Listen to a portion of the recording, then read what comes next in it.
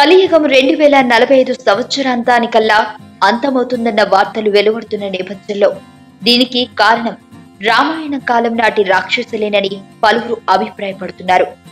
ఇక రావణాసురుడి కుమారుడు మేఘనాథుడు 2038-39 సంవత్సరాల మధ్యలో జన్మిస్తాడని, అతని పుట్టుకతో ప్రపంచం అంతమవుతుందని తెలుస్తుంది.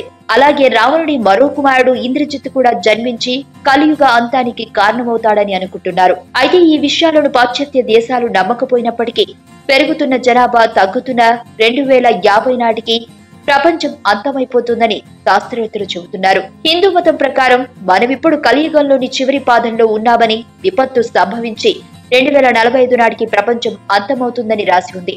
ప్రస్తుతం మనం జీవిస్తున్న ప్రపంచం మొత్తం వినాశనానికి దారితీసి ఒకరోజు అంతమవుతుందని అంటున్నారు. 15వ శతాబ్దానికి చెందిన స్వామీజీ చెప్పిన దాన్ని బట్టి మరో 29 సంవత్సరాలు మాత్రమే మనం జీవిస్తామని తెలుస్తుంది.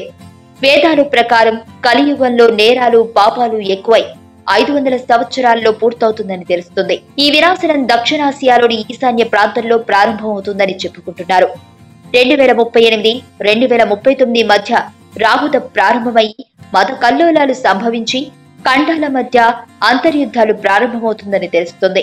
దీనిపై ఖచ్చితమైన సమాచారం లేనందున జ్యోతిష్యులు పాత గ్రంథాల ఆధారంగా పరిశోధన చేస్తున్నారు. అయితే శాస్త్రవేత్తలు ఈ నమ్మకాలను కొట్టిపారేస్తున్నారు. అయితే 2050 కల్లా అంతమవుతుందని వారు కూడా చెబుతున్నారు. అధిక జనాభా, సరైన ఆహార సరఫరా లేకపోవడంతో మానవులు అంతరించిపోతున్నారనేది శాస్త్రవేత్తల అభిప్రాయం. ప్రస్తుతం ప్రపంచ జనాభా 6 బిలియన్లు. ఇది 9 బిలియన్ల మార్కు దాటితే అప్పుడు వారందరికీ ఆహార పదార్థాలు సరిపోక అందరూ చనిపోతారని అనుకుంటున్నారు. ఈ వీడియో మీకు నచ్చినట్లయితే లైక్ చేయండి, షేర్ చేయండి. మరిన్ని అప్డేట్స్ కోసం మా ఛానల్ ని సబ్స్క్రైబ్ చేయండి.